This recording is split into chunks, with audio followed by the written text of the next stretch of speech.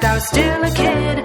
Childish, childish, this all freaks me out a bit. Hey, after you drop off the kids or put them to bed, turn on Childish with real-life friends and podcasting virtuosos Greg Fitzsimmons and Allison Rosen. Laugh about the struggles and joys of parenthood. Grow closer to your children. Learn something useful or not.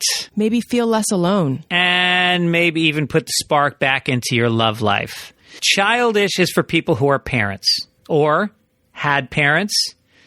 If you had no parents, maybe check out WTF with Mark Maron. Subscribe to Childish. New episodes coming soon wherever you listen to podcasts.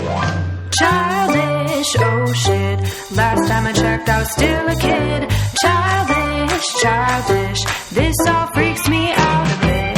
Childish, oh shit. How can I parent when I'm still a kid? Childish, oh shit. Who the hell does that? Allison Rosen. Allison Rosen is your new best friend. Allison, with her good times never end. Allison Rosen, doing the wavy pencil dance again. Allison's your new best friend. Hey everyone, hi, hello, welcome to another episode of Allison Rosen is Your New Best Friend.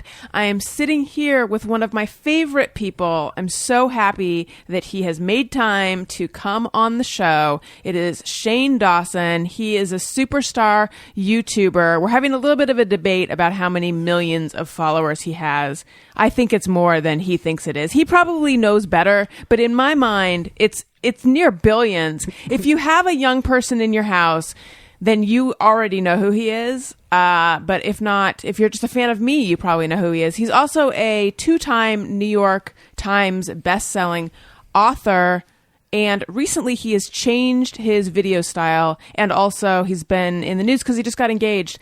We have lots of stuff to talk about. Welcome to the show, Shane Dawson. Oh my God. Hi. My New Year's resolution that kicked in March is to do better intros for the guests because usually I do none. So that's why there was like all of that fanfare before I allowed you to speak. I mean, usually I get really uncomfortable with nice things or compliments. Today, that felt really good. Good. Yeah. So what is going on? Because you said before we started, Right. Before we started, you said you're nervous. Mm-hmm. So girl, let's get into it. So, okay. I haven't done something like this in a long time, kind of on purpose, because I feel like whenever I come on a podcast or I'm doing an interview or something, I get really anxious. You know this. Like, yes. I just really self-conscious. So my go-to thing is to be crazy or to say offensive, shocking things to make people laugh and, kind of distract them from, I don't know, my true self or something. But the last couple of years, I've been more of myself on the internet. But then I'm like, oh, I'm being boring. This doesn't even make sense. I'm scared right now. It does make sense. Okay. I think I don't want to put words in your mouth, but it sounds as if what you're saying is you're afraid that the real you isn't entertaining enough. Yeah. So you kind of try to please people by like being wild and crazy. Oh, yeah. I would literally, whenever I would come on anything, I would just turn on and I would become somebody who I was so disconnected from that it was actually scary. Mm-hmm. Like, I don't know. I would listen back to things. Like the other day, I was listening back to old stuff, trying to find anything that could be a controversy. I missed one. and I was just like, oh my God, number one, who was that? This is sad. This is scary. And what does this mean about me as a person that because I can't really do it anymore. Mm-hmm. Like turning on and becoming, I don't even know how anymore. But back then it was very scarily easy to like be the shocking, crazy, whatever. And then the second I left, it was right back to being like me who talks like this and who's really depressed. So yeah, I don't know how to. I mean, we'll see. We'll. This is going to be interesting and maybe boring. I don't know. I don't think so. Okay. I don't think it'll be boring. Okay. So you're anxious because you are trying to be genuine and you're worried about who that is? I think I always considered, I don't like talking about myself, which is why I've kind of switched my videos to interviewing people or kind of going inside the lives of people because it's interesting to me and I can kind of talk about my life and stuff, but it's more focused on them. I just don't like talking about myself. I've never, and that sounds crazy, but like I don't like pictures. I don't like attention. I know it literally sounds like I'm lying. I'll put my hand on any Bible. There's a lot of books in here. I'll put my hand on all these books and say I don't like it. It makes me anxious. So has it always? Yes. I think for someone, if someone is unfamiliar with you, just to explain to them why why you're worried it sounds like you're lying is because your career for so long has been talking about yourself. Yeah. The way that I used to, my family used to call me a ghost because I would try to like go through my house like a ghost, unseen, very much like I would run to the kitchen to get a pizza roll, eat it, still frozen. And I would run to the kitchen to get it so fast you wouldn't even see me. And they saw me. Spoiler alert. In my head, they didn't. And it was like, oh, Shane, he's being a ghost right now. Shane's being a ghost. And it was just because I don't like, I wear all black. I'm always like wearing big hoodies or robes now. Like that's my new thing, which I need to get out of because robes don't look great in public. It looks crazy. More ghost-like. Well, so yeah, I think I kind of Shane Dawson, this sounds so, I hate myself right now, but Shane Dawson is not even my name. And it was like this person I created and he had straight long hair and he was like confident and straight and all these things. And then like, so all those things I did in the past, every time they come back up again, it like makes me feel sad and gross because I'm like, I don't even know who that person is. That's a very sad person. And I just... Well, I was going to ask, how much was it tied up with being and acting straight at the time? It was... So I've been talking to a lot of people recently, ever since the pedophile thing that happened a year ago. That one hit me in a weird place. I don't know I'm not familiar with that one. Whoa, thank God. Isn't that crazy when you're in the midst of like some huge internet thing and it feels like every single person knows? Like I have people who say to me like, oh, so are you still working with Adam Carolla? And I'm like, oh my God, you're not aware of the whole fucking thing that went down. I love that. Yeah. Yeah, no, there's nothing better than when I say the pedophile thing and people go, what? Yeah. It's the best feeling in the world. Then it's also too late and I kind of have to explain. Yeah. Sorry, I'm getting caught in mouth. Take your time taking that sip of water. Do not rush your refreshment. I usually rush my water because I hate water. Same. I can't do it. It's gross. We talked about that. I know. But I'm getting a lump. I need to figure it out. Last time we talked, you were talking about how great it felt to no longer be drinking or consuming artificial sweetener. And when I saw you walk in with a Diet Coke, I was like, oh, thank God he's back. Oh, yeah. Because I am too. Oh, yeah. Water, I think water is what... I think water maybe was the reason. I'm going to blame water for all of my controversies. I think that's what it was. Yeah. I just wasn't in the right state of mind. You were in the right headspace. No, the aspartame really just keeps me from being racist and offensive. So the pedophilia thing. Right. Oh, and a pedophile. So that, oh my God. So what was the question with that? Or what is that? Okay. So that was actually not even, somebody took a clip from an old podcast, I think 2 different podcasts, and like cut out every time I said, I'm just kidding, or like, oh my God, no, I'm joking. Mm-hmm. It was like a story about meeting this like Instagram celebrity girl who was like 10 and her dad was forcing her to take sexy photos or whatever. Yeah. And it was, creepy, right? And the tone of the story is it was creepy. And I was talking about it, whatever. They kind of cut that up and made me way creepier than I actually was in the moment. And then there was another thing where me and my co-host were talking about pedophilia and the mentality of it. And that's something that I still can't even think about. But we were talking about it. And I was like trying to make a joke about Googling naked babies. And then right after that, I was just like, just kidding. Or like, I don't know why anybody would do that. That's crazy. Of course, they cut that out. So they like pieced this thing together, put scary music under it. They also circled the faces of like my ex-girlfriend, my current boyfriend. And they're like, see, they have baby faces. Shane's a pedophile. Like it was, I think it was a troll that the internet found and kind of took out the trolley part of it and just posted, you know, me talking about Googling babies. And it became a thing, and I lost everything. Oh my God, I can't believe I missed this. Yeah, well... I mean, I'm glad. Thank God, yeah. Yeah. It was really bad. I mean, lost everything, like all your Just work stuff? I was working on I was writing a show. Of course, they'd say, oh, no, it has nothing to do with this scandal. Like, we just are going in a different direction. I'm like, okay, you're right. I almost lost... I don't know if I can even say that. It was bad. Brand deal stuff, which is already hard for me to get. I lost that.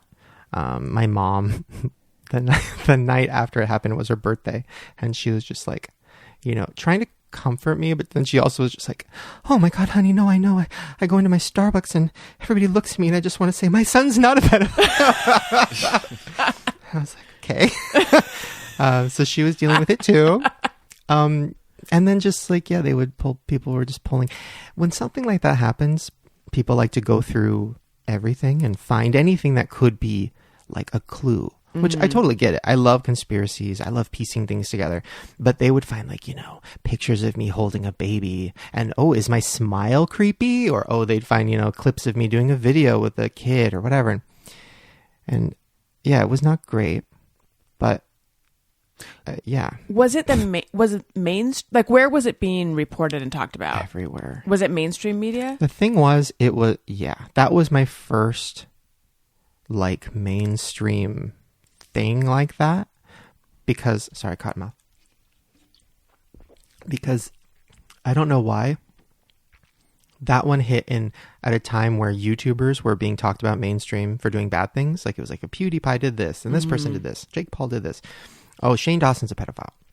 So that, you know, I have it somewhere on my phone. I screenshotted it just for like to look back on one day, hopefully, and, you know, laugh or / remind myself of like how bad it can get. But Twitter for like 3 days, their like top thing at the top was my face. And it just said like Shane Dawson, YouTuber pedophile scandal or something. Oh my God. And it was like, and you know, like we talked, I was molested when I was a kid. Which makes sense for so many reasons why my jokes are so gross and crazy, or were so gross and crazy. But that was hard because I'm like, I'm not a pedophile. And now this word might be associated with my name forever. It's not, thank God. That kind of went away after, you know, a little while, but that was really hard. But the internet was kind of on my side, I think, because it was so clearly manipulated. Edited, yeah. The most recent thing was me, you know, telling a story about doing something gross with my cat, which didn't happen, which I won't even get into it. Like the logistics of it don't make sense, but that's for another day. Yeah, cats don't like wetness. They don't like it. The thought of a cat, like of putting a dick anywhere near a cat, literally would never happen. Could never happen. And also, I'm so self-conscious of my body that I don't even want to be fucking naked around my animals. So anyways, but there was an easy joke, and I would tell stuff like that on other things, and there was a lot of cat fucking jokes, dog fucking jokes, dogs licking peanut butter off my ball jokes, like just all this shitty shit. So the internet wasn't on my side for that, because I didn't say just kidding. But when I listened... You told it as if it were a true story, right? Oh, yeah. Like, because even the other day, when I heard it, I started like, this was like a weird moment where anytime a scandal or something's come up, I kind of like instantly am just like, I apologize, and I don't want to even really look at it. Like, I won't really go back to the clip they're spreading. I'll just be like, that wasn't me. That wasn't me. This one I listened to, and I actually found it before it started spreading, because I was like, I want to hear what this is. And I started like yelling at myself, and it was like dark. And I haven't been this dark with myself in a while. And I was just like, why the fuck did I say that? And I just started like punching my leg. And it was like weird. It was crazy, probably crazy. And my boyfriend was just like, you know, it's going to be okay. It's going to be okay, blah, blah, blah, blah. And I think that was one of the big moments where I was like, oh my God, like, what the fuck was I doing? And then that kind of set off a little spiral of just like, what the fuck was I doing? Why was I telling stories on podcasts that I wasn't saying just kidding? Why was I... And it wasn't just crazy gross things. It was like random things. It was like talking about a date I went on, and it would start as a true story, and then it would totally go off into that never happened. But I think because I was reading the room, and I'm like, oh, this is funny. They're liking it. Oh, I'm going to keep going. I'm going to make it crazier. What's the punchline? Oh, after I came on my cat. Oh, and the punchline is, and I was 19. Like, but I'm boncha. Like, and that just kind of became my shtick, which my friend was trying to explain it to me last night because I was spiraling last night about it because I was scared of coming here, doing this, and falling down that hole again. And he was just like, I think it's like stand up. It's kind of like stand up comedians don't say just kidding. They just tell the stories. It's like that, but darker. And I haven't done it in a long time. So yeah, sorry. I don't even Have know you what talked in therapy about it? Hold on. I'm going to take some water for this one. Because I am too. Tony, okay. Tony Thaxton is producing this show. There he is. Let's hear his voice. Hi, everyone. I have a terrible habit lately. So Tony has been guest producing. But I feel like, well, I don't know. Are we still calling you guest producer? I You've mean, been that's producing really the your Monday. decision. Yeah. That's, I don't know if I'm going to hand it to you that easily. Well, You might have to. I mean, but hey, anyway, yeah, make me earn it. I have this terrible habit of not introducing him at the beginning, and then he'll talk halfway through, and then I get these comments like, who's that guy? So I just want to say, Tony Thaxton is here. Do you need to take a sip of a beverage as well? Because I don't see one in front of you. I know I don't have one, so it looks like I'm not gonna. You're kind of screwed. But I'm blown away at the fact that you both said that you hate water. Oh my God. It's so gross. It's got no. I don't know if I've ever heard anyone say that. I can really? understand finding it boring, but to hate it? Oh, it's God's poison. It's got. It has worse. People claim it has no flavor, but it does have a flavor, a water flavor. Yeah, not into it. To me, it tastes like, where's the Flavor? the soda part? It tastes like when you go to like a fast food place and the syrup thing isn't working, and it's just the water part. But there's like a spittle of it. That's what this tastes like. That's what Dasani tastes like. Not sponsored. Not good. I think that Dasani is actually made by It Coke. is. Yeah, I think you're right. It fizzes. It's weird. I don't like it. Yeah. How do you feel about sparkling water, either of you? It's better, but I don't like Perrier because that tastes like a burning tire or something. Like I imagine that would taste. But in general, I prefer sparkling water. I don't love LaCroix like everyone else. No. People talk about being addicted to LaCroix. How? That's a joke. That's when people say, I'm addicted to working out. Like, listen, if they are, good for them. Do I buy it? Not really. Yeah. If you are addicted to working out, there's something going on. Right. And, I have something going on too in my head, so I can say that. So I was asking you, have you talked about your propensity toward exaggerating / line? I don't know how you want to term it. Have you talked about that in therapy? Yeah. Yes. I talked about that a few years ago before I came out. And this was like back in maybe 2016 or something. I don't even remember anymore. But I was dealing with another controversy at the time. And it was for old, jokes and stuff.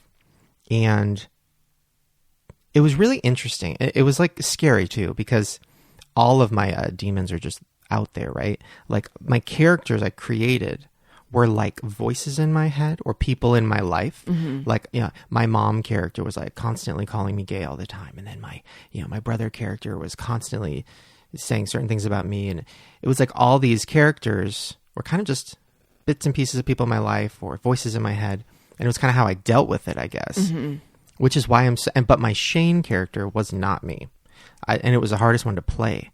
Because it was like the normal guy, this happy guy. Like so I was so disconnected from him. So I don't know. I almost feel like YouTube became the place where I could like literally not be myself. I don't know. Because I'm not that. Like anybody who knows me in real life, and I feel like you know me well enough to know, I'm not like crazy, off the wall, loose cannon. Oh God, Shane's coming over, fucking hide the China. Like I'm not that. Hide the babies. Hide the baby. Literally, I thought that. I'm like, oh, they're showing me the baby. Okay, they haven't heard. So no, but I don't know. I think it was like that was my version of being a ghost or something, like hiding behind Was it you said that playing the Shane character was the hardest one. That's the one you were most disconnected from. At the time, did you feel that way too? At the time, was it like this is not who I am. I'm very much pretending, or is it like looking back, you see you were doing that? Oh, at the time too. I always felt like a fraud. Mm-hmm. And I think it was a mix of like eating disorder, sexual issues, childhood issues, mixing all that together, and then having like a bunch of comments being like, you're so funny, and like getting views and all those things. It was almost like, oh, they like this person. Mm-hmm. Okay, well, I'm not that person, but I have to keep doing that. If they knew the real me, they wouldn't want me anymore. They'd think I was fat. They'd think I was, too gay. They'd think I was whatever. I was boring, whatever. So it's almost like disconnected. Yeah, because I'm sorry. I'm like spiraling a little bit now because I don't even know how to fully answer that. What was even the question? It was, it was. Oh, did I know in the moment? Yeah, like that back then. Did you feel like I am playing yes, I am this person, and the person I'm projecting is a totally different person? Yes. Okay, so that's. It felt like I wanted everybody around me to laugh hard all the time when I was, on camera and stuff, and maybe that was like my thing, because maybe I couldn't offer anything else. Because if I were to talk about real stuff for more than a minute, people would be bored and leave. Thank God that's not, and thank God now I love what I'm doing now. And I love being able to not have to be loud and kooky and crazy and say shocking things. Like, it's the best, I think some of needing to be like splashy and in your face and crazy and all that, it's occurring to me, that's what got views on YouTube for a long time. So the fact that now you're doing these really well done, thoughtful, not like incredibly, splashy, but not like crazy. Like, they're like legitimate documentary series. And the fact that that's popular feels like a new direction for YouTube right now. Oh, yeah. I've always wanted to do stuff like this forever. I never thought people would want it. Mm-hmm. And I never was confident enough to do it or to be myself or to like whatever. So the easy thing, and it became easier and easier, was to just lean into the, off the wall, kooky, crazy, shocking, whatever. What I thought was like, oh, I grew up loving, the Chappelle Show. I grew up loving Adam Sandler. I grew up loving Mad TV. And it was kind of like that, but I wasn't as good as those people. I was almost playing that part. And I don't know. I've been too afraid to really look back at old stuff because I want to at some point to really fully face all my jokes. But yeah, I think it was popular at the time because it was a time where everybody wanted to be shocked and to just have fun, whatever. But it also, looking back, was like not great. So I don't know. But also, I remember talking to, I don't know how many years ago it was, but there was a period of time where you were pretty dispirited with YouTube. Yeah. And in fact, on your channel, you have a collection of videos titled, "Is My YouTube Channel Dying?" Mm-hmm. What is that title refer to? Or was that actually a video? That was like a series I did where I went to Texas to meet with a girl who was popular on YouTube a few years ago, and she thought her channel was dying. So I kind of went to do like a Gordon Ramsay style. Oh, that's cool. Yeah. But you did go through a phase where you like sort of didn't want to keep having to do. I think you told me that you thought YouTube was changing. Oh. At a certain point.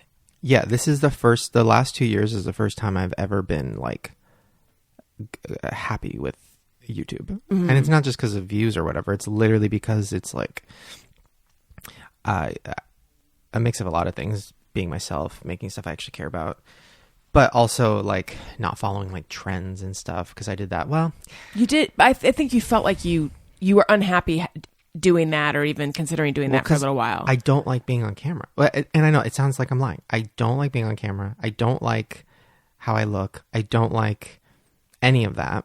So the older I got, especially, the harder it was to like pretend to like that. Mm-hmm. But I know I can be funny in the moment or whatever. So it's like, it was easy for me to sit down in my kitchen and tell a bunch of jokes and, whatever. People would enjoy it. But I wasn't happy doing that at all. like at all. So where did the decision to start doing this different style, documentary style stuff come from? And what was the first one? I think, God, I don't know what the first one was, but I know. Oh, now I know. Oh, okay. So this was, I don't even know. It was either 1 year or 2 years ago. I don't know. But I had this idea about reconnecting with my dad. And it was a real life thing that was going on. And I like couldn't make videos because my brain like wouldn't let me sit down, just be kooky and funny or whatever. It was around the holidays. I was in like a dark place, which tends to happen around the holidays. And I was like, maybe I should just film this and just see what happens and maybe even not post it. I don't know. And I kind of filmed the whole thing and I edited it myself. And I hadn't edited a video in a long time.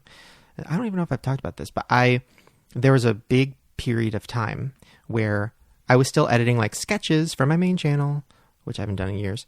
But my sit down, like making fun of food and doing all these things, that I had somebody editing because I would like shoot 5 of them and then make the thumbnails and he would edit them. And this one I wanted to do myself.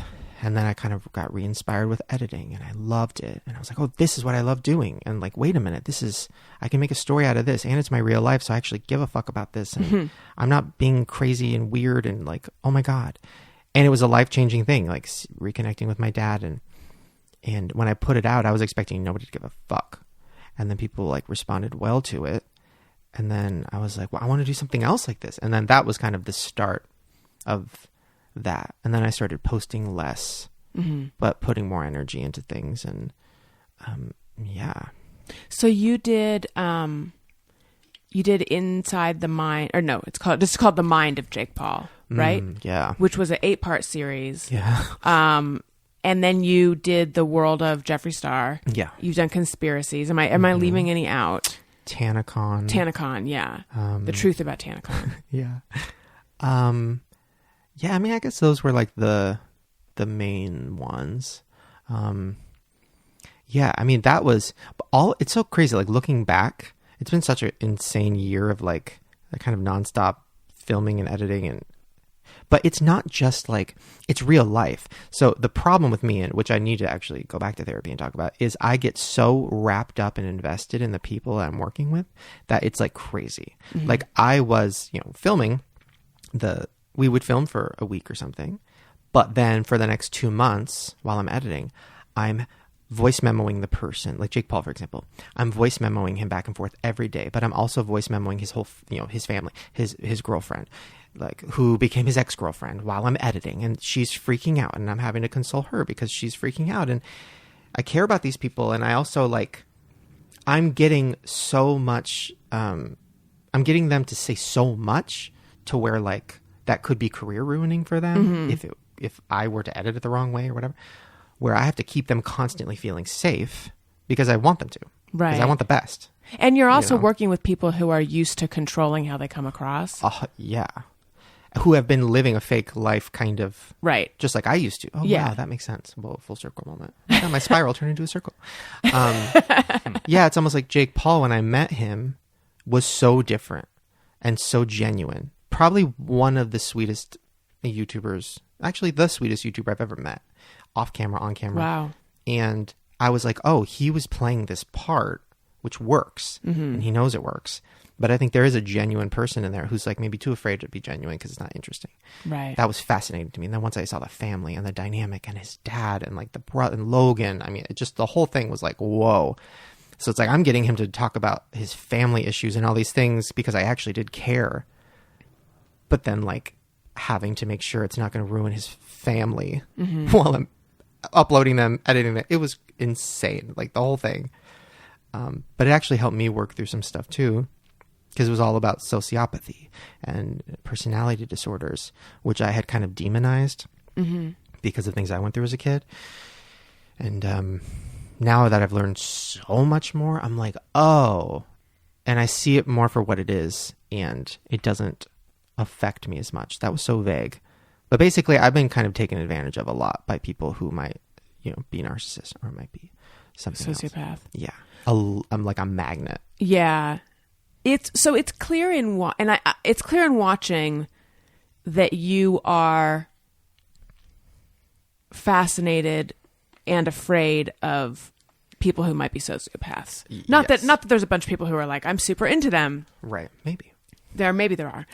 I'm kind of into it now, but not. Well, keep going. Right. Well, so it reminded me that years ago, you and I were talking about someone that I had interviewed, and I'm not going to say who, but you emailed me and you're like, I think he might be a sociopath. And I was like, oh, you've been into this for a while. And then it made me curious, like where does your, I don't think fascination or interest is even the right word. Where does the energy behind you wanting to seek out more info about this come from?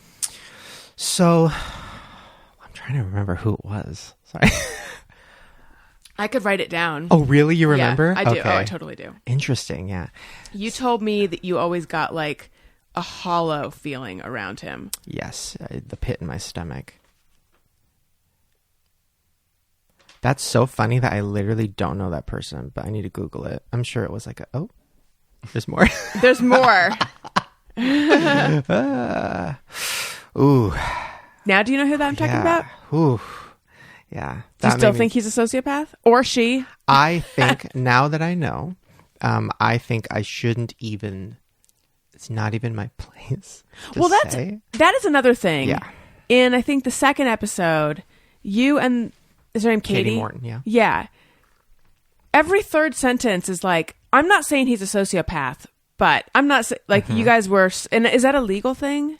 I guess for her, it's an ethical thing, probably. Well, that video is probably like that got a very interesting reaction because people were very mad at me. So just for people who haven't seen it, you're going in, it's a documentary about this controversial YouTuber, Jake Paul, and there's this question of, is he a sociopath? And you're talking to a licensed therapist about it. Yes. So we're now talking about that conversation with her in that particular episode. Yeah.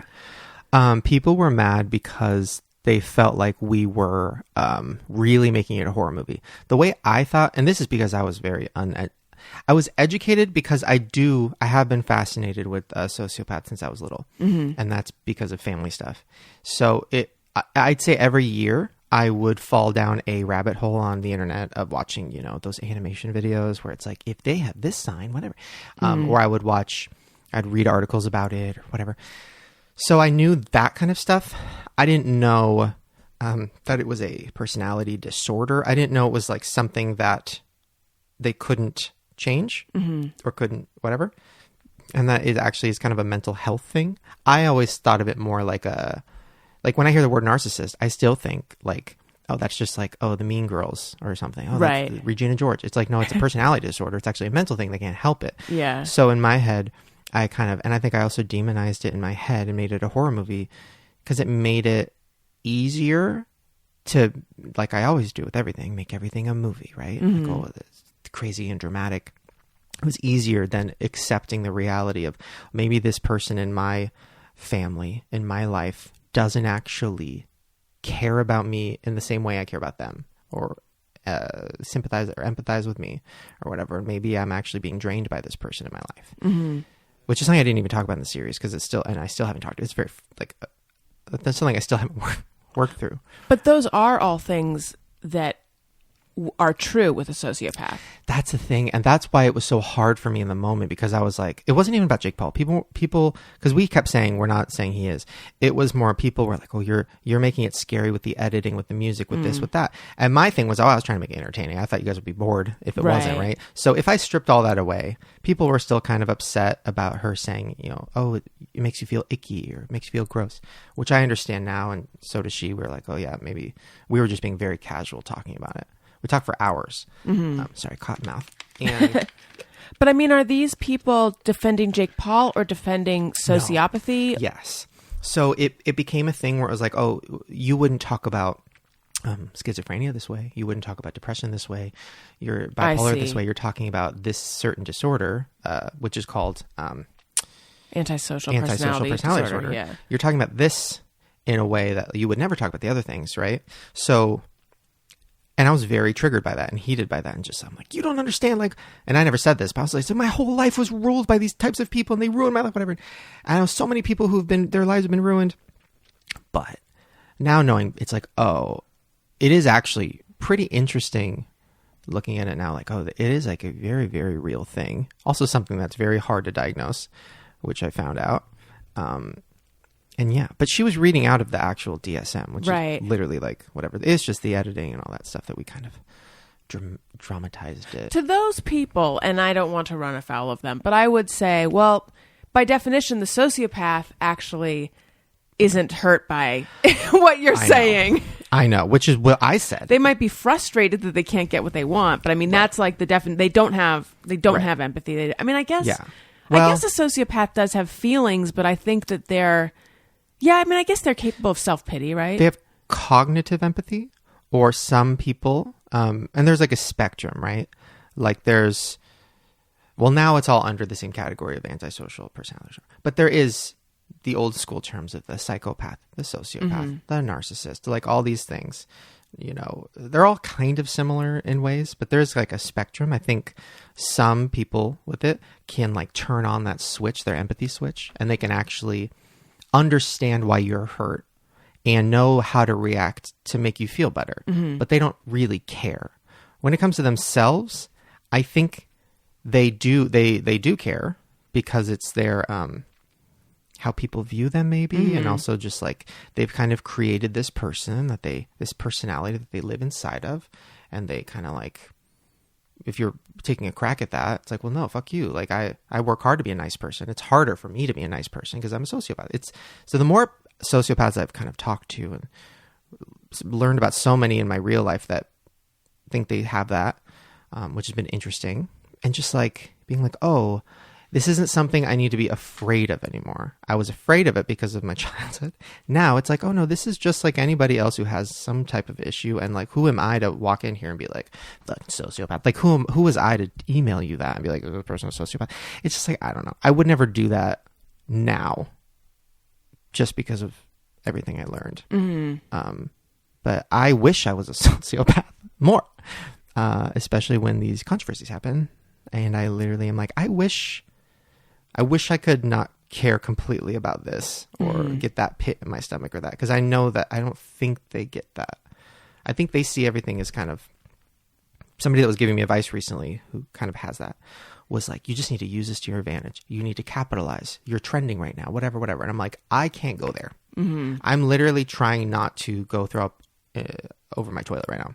So I can't even think about turning it into something that could help me. I can't. Right. I'm the opposite of that. No, I know. I also sometimes think, imagine if I really just could go through life viewing it as kind of a chess game, because ultimately we're all going to die. So why am I so invested in every little thing? But it's just kind of how I am. Yeah. I think it's how most people are. But if you are a sociopath, it does free up a lot of stuff that holds the rest of us back. You can, rise to the highest levels of public office and whatnot. Yeah. I mean, yeah. I think it's, yeah. The narcissism one is really interesting to me. So I'm trying to find a balance, because I don't want to trigger people, but it's like, I am so fascinated by personality disorders, but I want to find a balance where it's not like I'm exploiting it or I'm like talking shit about it, but it is so fascinating to me how many people have things like that we all know, that might explain, like, the way I think about it. And I was giving advice to somebody who's dealing with issues with their mom, and the issues with her mom was like very textbook, like narcissistic mother type of thing, right? And when they were explaining all of it, I was like, stop caring. Like, she doesn't care about it as much as you do. She's just controlling her child, who is like her property kind of, and she probably has a little bit of this narcissism thing, and you literally are wasting your energy. And that helped. And it was like, oh. And with people in my life, I feel the same way. I don't really reply to their text anymore. I don't as fast. It's like I don't want to have my energy drained anymore. And they really don't care. Right. If they have a little bit of that in them. And it's fine. if you needed to walk away from them quick, oh my God, this is the worst segue ever. So I'm just going to pretend I didn't say that because that didn't work. It was supposed to be a funny bad segue, but it was just a like pretty disappointing segue. Blame your producer. Just it was my idea. There you go. Tony, thanks a lot for that terrible idea. I'm going to go my own direction like I initially planned on and just say that I want to tell you guys about Rothy's shoes. Have you heard about this company making stylish shoes for women and girls out of recycled plastic water bottles? They're insanely comfortable and machine washable. And I've said this before, but when I heard that they were made out of recycled water bottles, like to me that doesn't sound like a comfortable shoe, and yet Rothy's, and I used to like pass them around the table to illustrate this point. It's like there's really soft fabric is what it feels like. It's amazing how they've done this, and they're super stylish. They're stylish and versatile. They come in a huge range of colors and patterns, and they keep coming out with new colors and patterns, and they're available in 4 different silhouettes. Our dog walker Kathleen had super cute shoes on one day, and I recognized them, and I said, "Are those Rothy's?" And she said, "Yes, they are. They're the only shoes I can wear like all the time that don't give me blisters." And that is a ringing endorsement, I think, from someone who is on her feet all the time. And also, Meghan Markle wore them on some important Meghan Markle type thing she was doing. And they were flying off the shelves ever since. So, look, I endorse them. Dog Walker endorses them. Meghan Markle. Playful designs add fun pops of color to every outfit while still looking polished and professional. Discover why BuzzFeed calls them their forever shoes. Right now, Rothy's has an amazing deal for my listeners. Use the code Allison to get free shipping with no minimum. Free shipping and free returns or exchanges on your Rothy's shoes. Trust me, you won't want to return them. Go to rothys.com, that's ROTHYS.com, and enter Allison to get your new favorite flats and free shipping. Once you try shoes that are comfortable, stylish, and sustainable, you're never going to wear anything else. Head to rothys.com, ROTHYS.com, and claim this offer with the code Allison. Okay, Shane Dawson. You've mentioned that there's people in your life growing up who you think might have been sociopaths, but you're being real vague, and so I don't want to push you if you don't want to be pushed. Do you? Who? So many people. I think. So. I don't know though. I feel like it's. Okay. So you know how I said I was like a magnet? I think because I'm whatever the opposite of, like the yin, the yang, whatever. I'm like an empath, which is just as bad, right? In a way, because I overly care about everything. And I get sick to my stomach about everything. And I overly want to make everybody feel good. And I overly empathize with everything. It's like a problem I need to work on. So yeah, it's been kind of an ongoing thing in my life, in my, family, not my super immediate family, but like just me kind of becoming like the go-to person for maybe a sociopath or somebody with that disorder to kind of cling on to kind of drain, and maybe use as like a middleman or maybe use whatever. And that kind of also went into friendships and in, elementary, middle school, high school. Like it was very much like I was like feeling really bad about myself while also helping this person all the time and also kind of getting treated like shit. And I'm still being vague because I need to sit down with a few of these people and talk to them about it. Because I need to refigure out what my relationship with them is, if there is one. I don't really see these people that much, but and maybe just the closure of like, yeah, they didn't care completely about my feelings, and that's why they were not nice to me or kind of abusive or kind of whatever. Maybe they just didn't know how much it was hurting. I don't know. I still haven't really figured it out, honestly. But I try to like, I feel like maybe sociopathy is like it's like an excuse for me to be like, oh, well, that's just what it was. So, okay, maybe I can move on if I just know.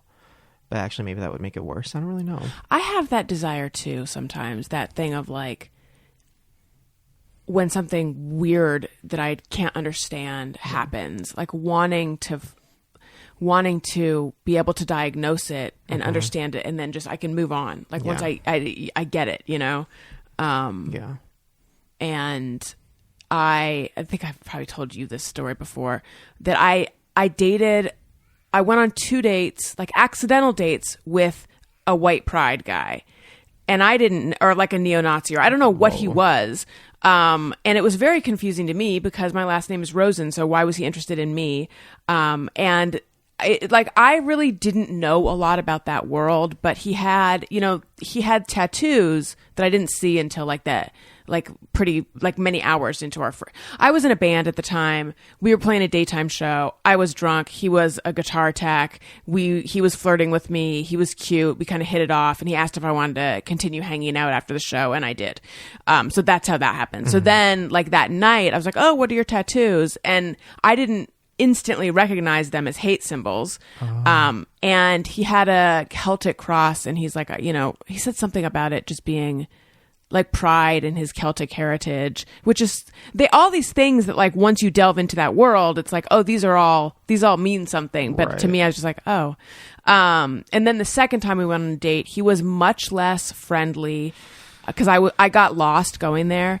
And so I was a little bit late. And I feel like normally on a second date, when you're still putting your best foot forward, it would be like, oh, I'm so glad you made it. But instead he was like angry at me that I was late and had gotten lost. And, he had a big Confederate flag, and he asked me he said to like choose some music from all the MP3s that were on his computer.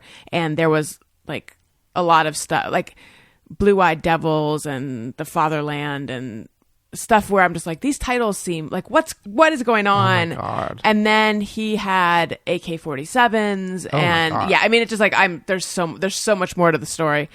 But afterwards, I spent so much time going down this rabbit hole on the internet trying to figure out, like, what was that? What was he? And my friends were kind of worried about me. I mean, like, it was really obsessive. Like, I was not going out. I was just sitting in front of the computer, like, going to this, like, really awful websites. And those websites, like, get shut down really fast too.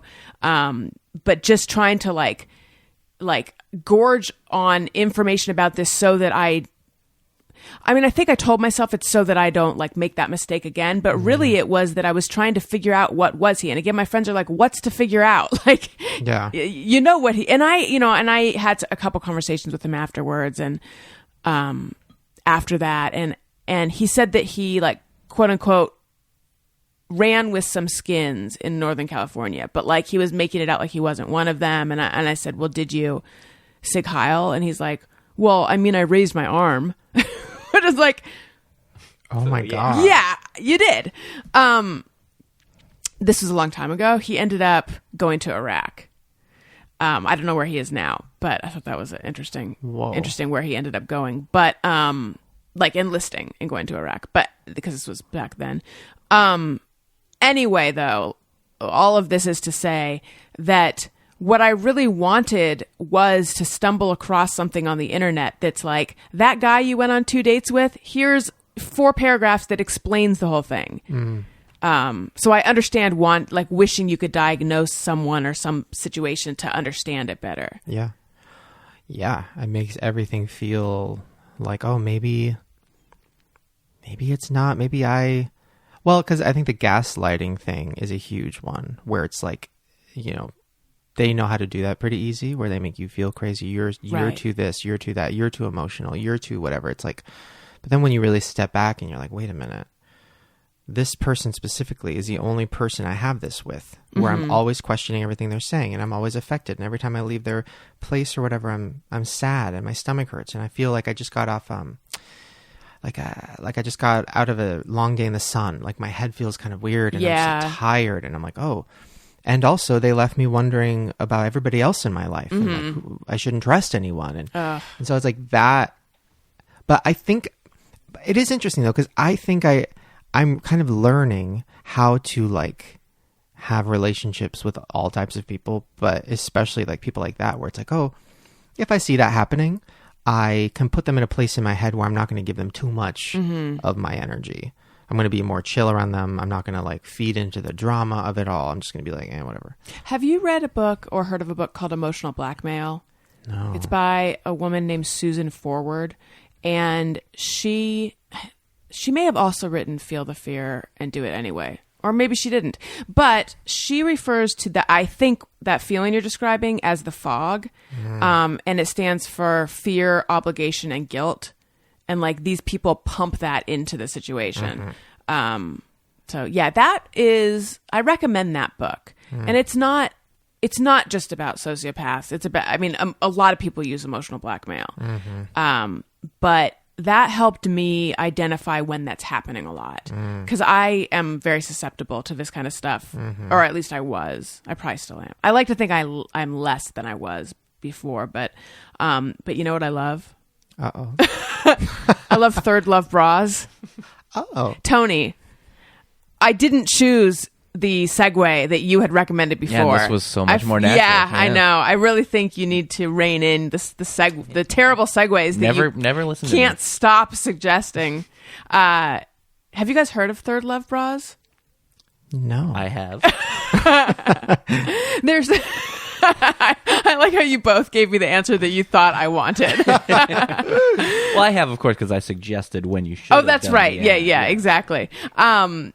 They're amazing, super comfortable, super well-made bras, and they have more than 70 sizes, including their signature half cup sizes, because most women are wearing the wrong size bra. Oh, I've heard of this. Okay. Yes. So they've like revolutionized the industry because they're like, whatever you need, we have the size for you.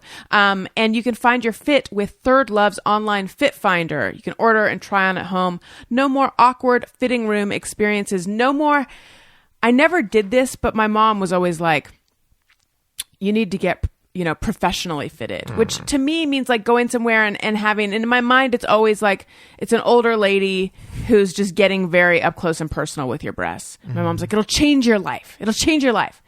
I didn't need to, Mom, because Third Love is here and they have a Fit Finder quiz. You just answer a few simple questions to find your perfect fit in 60 seconds. And the quiz is actually pretty fun. It's very picture based. So you're like, it's like, do your boobs look like this or like this or like this or like this? It's super fun. And breast shape matters when finding a good fit. And they have a 100% fit guarantee. And also they don't have tags affixed to the straps or the back, which I love because I find a tag to be very annoying and itchy. So you don't have to deal with that. Super thin memory foam cups mold to your shape. And they have incredibly soft, smooth, and breathable cotton bras as well. Third Love knows there's a perfect bra for everyone. So right now they're offering my listeners 15% off your first order.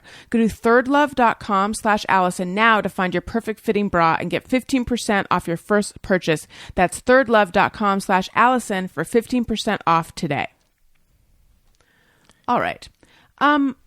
So who are the people?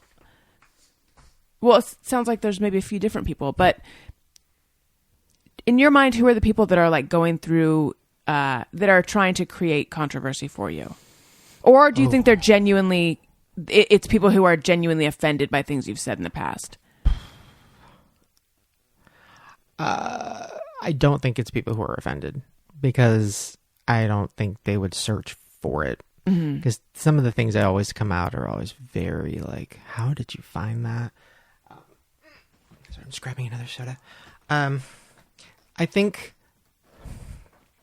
I don't know. I've been trying to wrap my brain around it and come up with a new mental way to handle it. I'm switching it up, Diet Root Beer this time. How many sodas are in your bag? But the funny thing is, I literally have, the only thing I have in my bag is sodas, a phone charger, and then my engagement rings, because we're going to go get them resized after this. So that's like all I have in my bag.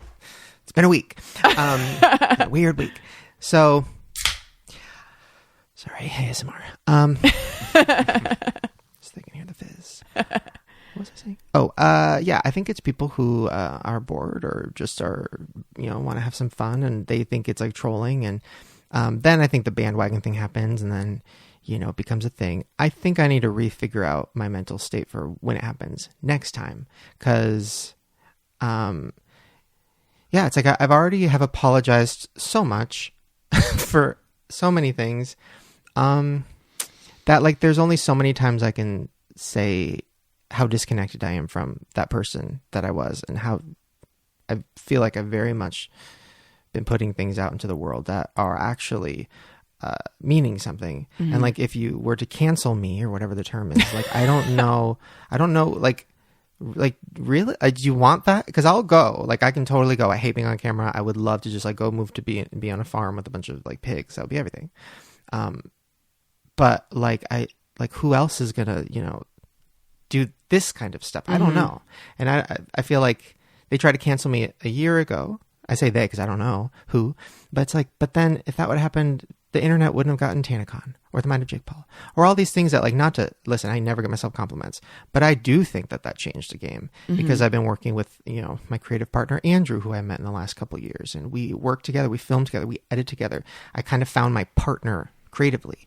And I think we did change the game. Nobody was posting shit that was longer than 10 minutes. Nobody was doing nobody was doing this. We posted 2-hour videos back to back. It's really giving a lot. It's giving a lot of credit to the audience in trusting that they will sit down and watch a 2-hour documentary, which your view numbers show that they really will. Yeah, and it's not rewatch. I don't think anybody's rewatching a 2-hour long thing.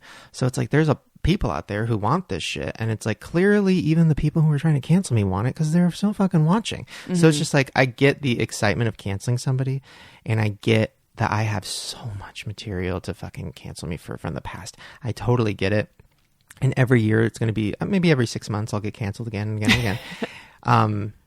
And next time it happens, and I'm already preparing myself, I know it's going to happen. I always know the day before. I get a gut feeling. Oh, that's so weird. The last time it happened, I was filming a video with a YouTuber named Trish, or one of my really good friends, and we were doing a mukbang where we were eating and talking, and I literally... is it bong? I thought it was mukbang. I thought it was mukbang. There's because I've only ever seen it written. I actually don't know the real one. I like mukbang. Mukbang. Yikes. I don't know. But we were mukbanging, and I said, she was like, oh my God, people like you right now, like as a joke, because it's rare. And then at the time, and then I said, something bad will happen very soon where people won't like me, and then I'll have to figure out how to deal with it and like mentally deal with it. And then hopefully they'll like me again once I post something else that's good. I don't know. Literally the next day, the pedophile thing. The next day. And you think that was you having a sense of it as opposed to just you feel like that's going to happen to you all the time? In that moment specifically, I just knew. I think I even said, like, I think it's really soon because things were too good. With this specific thing, I knew. Sorry, go ahead. Oh, no. This happens to all YouTubers who are at your level, though, right? No. Really? Mm-mm. Are you sure? Because I just figured this bullshit just comes with the territory. No, it's actual. So it's weird, right? Because, and I wondered this too. I'm like, okay, why am I in the same category as this other YouTuber guy who got caught sexting underage girls and admitted it, right? Crazy. So now I'm being looped in with that. Like, oh, we have to cancel this guy and also Shane and this and like whatever. And I'm like, okay. The last time, same thing. It was like, oh, Shane's, the pedophile thing. Oh, Shane. And then I don't even remember at the time, probably other actual pedophiles. And I'm like, okay, I know for a fact in real life, I've never hurt anybody, never done anything wrong. I've never texted anybody anything weird. If anything ever comes out, it's fucking fake because I literally am too self-conscious and scared of people not liking me. I've literally never done anything wrong in my life. I'm too afraid of breaking the law, too afraid of hurting people's feelings. I'm way too fucking nice. That's my problem. So there's nothing that could ever come out like that. It's all shit I said in videos and on podcasts from the past that were all in a comedy setting. I've never yelled a slur at somebody in anger, ever. I've never done anything to hurt someone intentionally. So they just kind of keep picking from the same comedy pile. But I kind of get roped in with people who are doing things intentionally to hurt people. It's like, oh, it's YouTubers who say the N-word aggressively and get caught. It's things like that. Or it's sexual assault. Or YouTubers who get caught stealing or doing something illegal. And me. I don't know of any other YouTuber who gets crucified every 6 months for old jokes. I don't know. And it's weird because it's like I think it's because at the core of it, I think people do know that I'm nice and that I'm a good person and that I think they know that maybe, and it's more fun to tear me down, especially now that my videos are doing better or something. It's like, which I get, because like when there's a popular person, like we talked about off the podcast, like Lena Dunham, right? Like she kind of became a thing that people were just like instinctually didn't like her for whatever reason. I think it's maybe the same thing with me, where people are like, God damn, he's still around. Oh my God, it's been 10 years. Like, oh my God, like get rid of him. But I don't know. So yeah, it's not like I'd say me, PewDiePie, and then you have all the actual like rapists and actual. What did PewDiePie people. do? His controversies, I don't even fully know all of them, because, you know, his are kind of similar, but not really. Well, actually, maybe. I don't understand the gaming world. I guess when gamers are playing games, they get really aggressive and say crazy things. And I guess that's like very normal from what I've heard. And it's not like meant to be racist or meant to be offensive or homophobic or whatever. So that was one of his where he said the N-word, and he was like, he said it as in like a fuck, like I want to kill this person or this whatever. And then it came out. It was a thing. So I get why that's a thing. Just like I get why all my things become things. But yeah, it wasn't like a maybe it was a joke. I don't really know. I don't, not for me to decide what if that's offensive or not. But besides that, I can't really think of anybody else. When you're going through these situations, what's your boyfriend, now fiance's, reaction? Oh my God. Thank God for him. Because he is very like emotional when it matters. But he also is very logical. Like my logic goes away. Like when something's stirring and I see that I'm trending and I know it's never for a good thing. I get this PTSD thing. My stomach drops. I get sick. I get dizzy. I lay down. I start crying. I start saying it's over. It's over. It's over. I start looking up Zillow. I start looking to see where the farms are. I go there fast. And then he like brings me out of it. And it's like, it's fine. You got this. You're a good person. He kind of reminds me of all the things I just said because I forget those. That's so nice. Yeah. And that is something that has been a game changer. And then he doesn't get emotional about it. He doesn't cry about it. He's like the person who's just like, fuck this. You know who you are. If you want to put out an apology, do it, but you don't have to. I always do it because I want to. And then he kind of helps me. He puts my phone down. He throws my phone. He's like, stop looking at it. Stop looking at it. It's not going to be good. Don't look at it. This time specifically was next level because I had been planning. That's another thing. People think I like, got engaged to like distract from the cat drama or whatever, which is crazy. Yeah. Because I've been through so much worse. Like, wouldn't I have gotten engaged during the pedophile drama? I don't know, something crazier. But the cat thing happened, but I had been planning on proposing for like 6 months or something. I mean, we've talked about it forever, but 6 months I had all these ideas I kept falling through. But I knew I wanted to do it on our 3rd anniversary. So his family comes into town, like all these things are kind of lining up. I'm so excited. I'm getting the ring finally, whatever. And then the cat thing happens the day before. The day before. To laugh. It's just crazy, right? Yeah. And the universe was just like, haha, fuck you. And then it happened. And then of course now, at this point, I know how it's going to work. I know the cycle now. I know that people are mad at me. They're going to be fine in a couple days. Maybe there'll be a second wind, and then in a week, I'll just stop posting videos for a while, and then people will be like, wait, where'd Shane go? The internet's fucking boring now without Shane's crazy shit, and then I come back. But, like, I have to propose tomorrow, so... and I have this pit in my stomach, and I need to get out of it, so... Maybe it was 2 days. I don't know. It was 1 or 2 days before. Time goes away during those moments. And, yeah, so I woke up the day of the proposal, and I was like, I'm not going to look at my phone. Like, fuck it. And I did a couple times. And then did the proposal. Best night ever. Best moment of my life. And, like, it was so funny, too. Like, it sounds stupid, but the day before that, I was #1 trending for all the wrong reasons. And it was awful. And I wanted to disappear, ghost. And then the next day when I proposed and I finally was like, I'm not going to give power to that. This is my life. It doesn't matter. It's just the internet. Who cares? Twitter. This is my real life. I'm proposing. Whatever. And then we were both so excited that it wasn't even a thought. We took pictures afterward, and we were sitting with his family at dinner, and we were all so excited, telling our friends and family and texting. And then I looked at the pictures, and I was like, I want to post these. And it wasn't even a thought of like, oh, this is going to distract it. But there was a thought of, oh, people might think that. Mm-hmm. And then I was like, I don't give a fuck. Yeah. I don't give a fuck. They've been around. A lot of these people have been with me for 10 years. This is such a huge moment. I'm so excited. Fuck off. I don't care. Posted the engagement thing. And then like a few minutes later, I look and the number one trending was Ryland, his name. And like, you know, the next thing under that was like International Day of Happiness or something. And it was just this weird moment of like the universe being like, this is what matters. Not the trending thing, but like Ryland's what matters. Your happiness is what matters. This shit doesn't. Like literally don't give energy to it. So since then I've been better. And yeah, it's crazy. How did you guys meet? We met on Bumble, but we knew of each other because I would do videos with a company he worked at. So I'd kind of be in the building once in a while. And he's also, what is he best known for?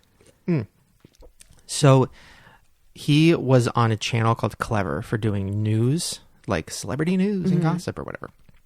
And now he, you know, does YouTube and he's doing that.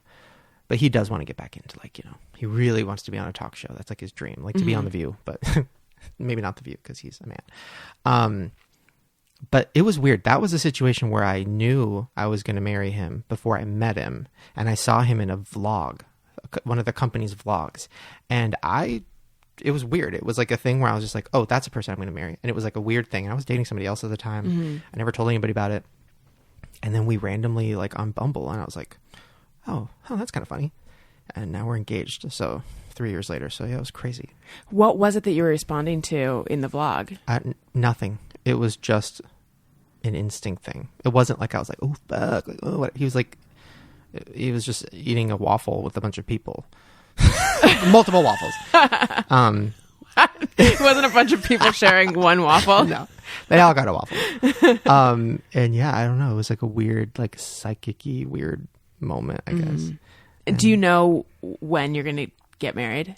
Or where, or any of that stuff? No. I mean, we talked about it. We've been talking about it for like 2 years. Because you just know. So it's like, it was the same thing. We just knew pretty fast. But yeah, we want to do like something really fun because weddings are awful. And I've been to, I'd say maybe 15. And all of them were like, like nobody's excited to go. It's always like draining. I was like, what if we did a carnival?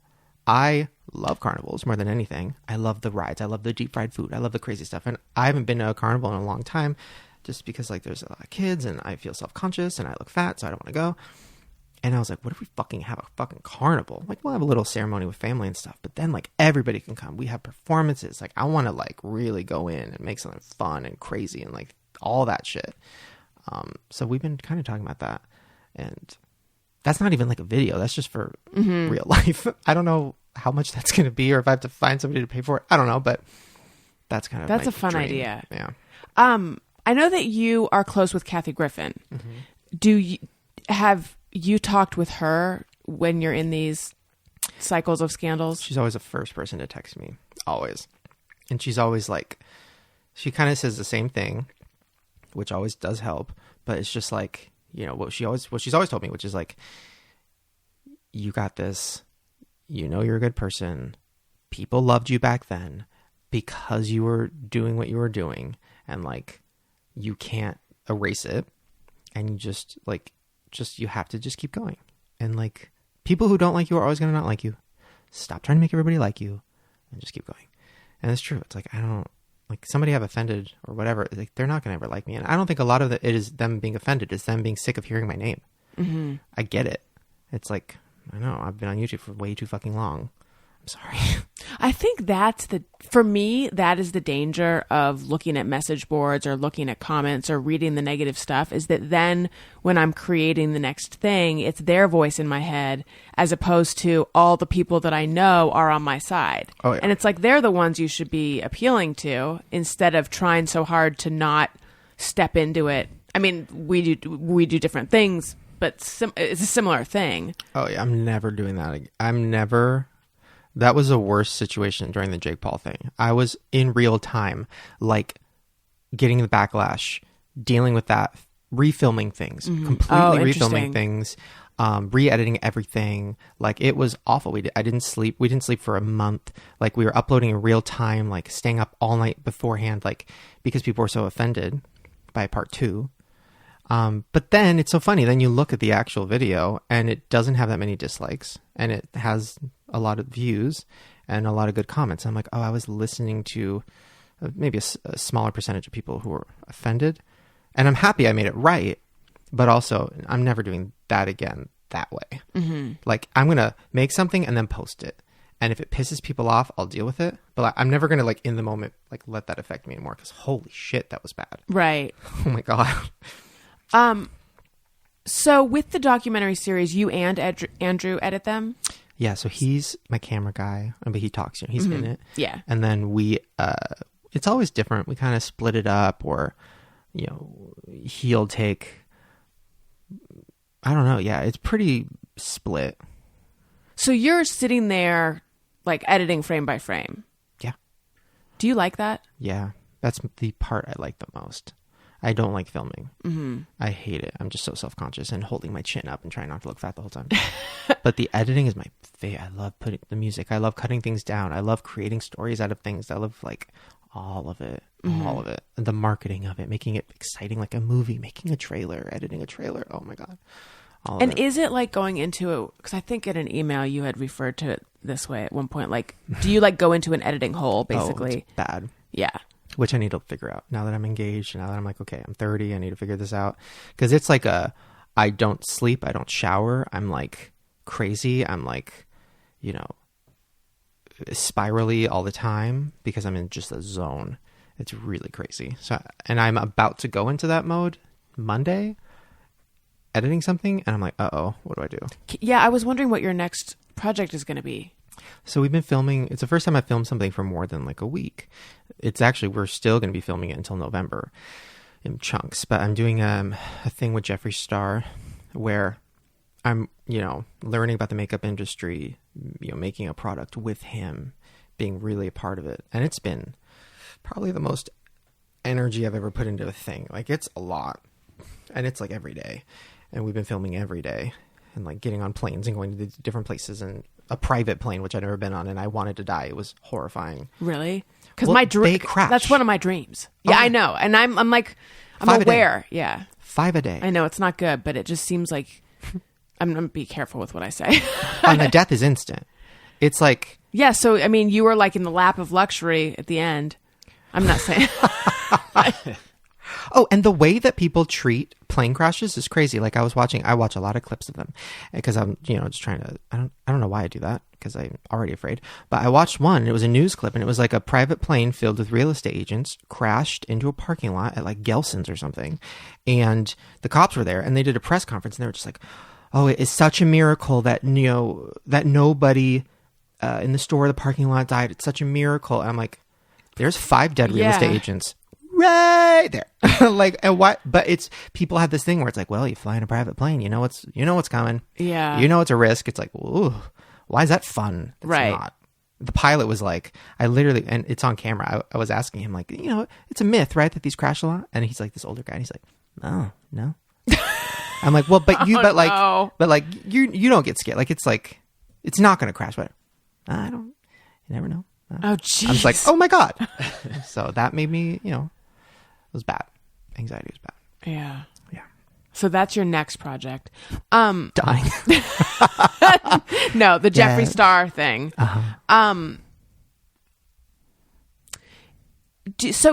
Are you working with YouTube on these? No. Or so you just upload it like I would if I were uploading something? Yeah.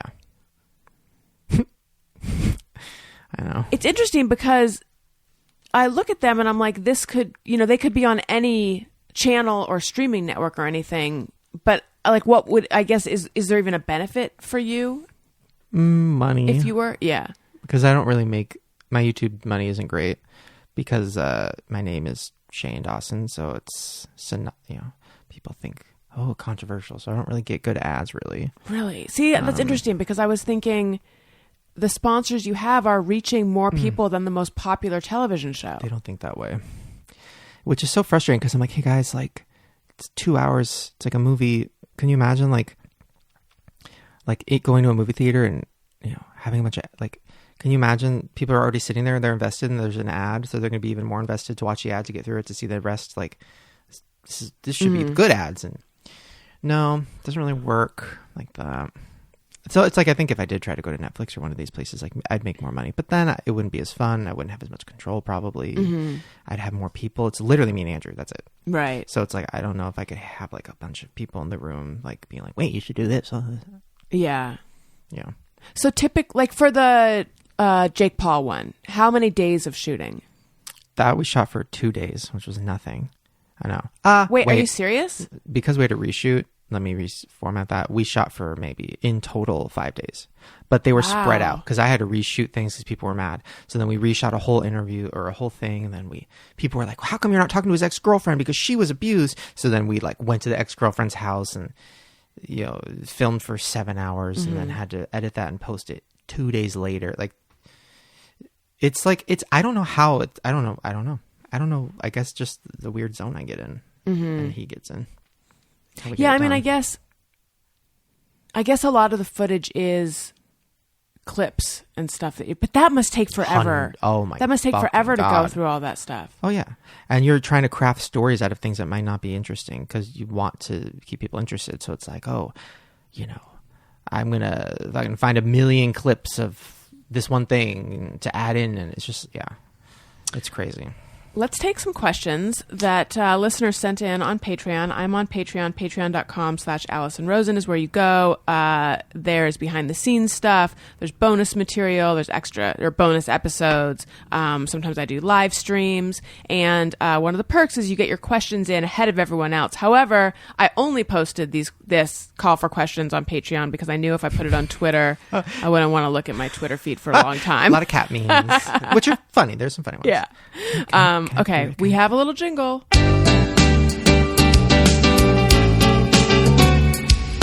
When we ask, they send them in. They're wondering how you have been. So thanks so much for answering these questions from our fans.